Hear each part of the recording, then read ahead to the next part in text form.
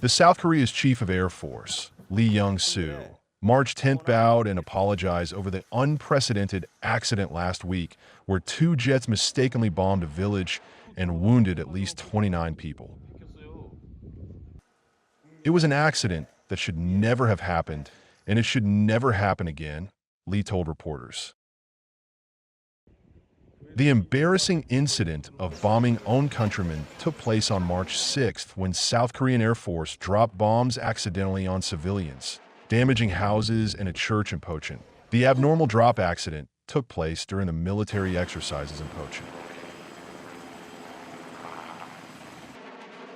A pilot in one jet was pressed for time and didn't double-check the target coordinates, while another pilot in the other jet followed and dropped bombs without noticing the incorrect coordinates, Yonhap News Agency reported, citing the interim results of the military's investigation.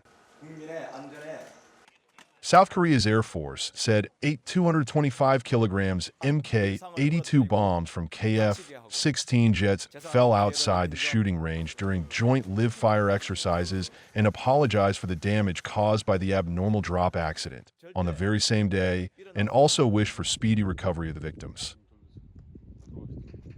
Residents in the area had protested about the disturbance and potential danger from nearby training grounds for years. It is noteworthy that Pocheon is about 40 kilometers northeast of Seoul, near the heavily militarized border with North Korea.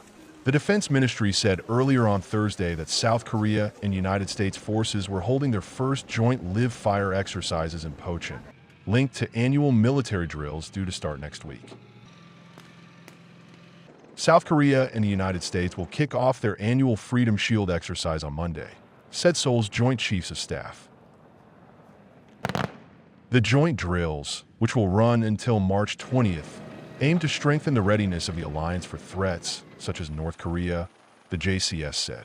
About 70 combined field training sessions are scheduled for this year's exercise, said a spokesperson for Seoul's JCS.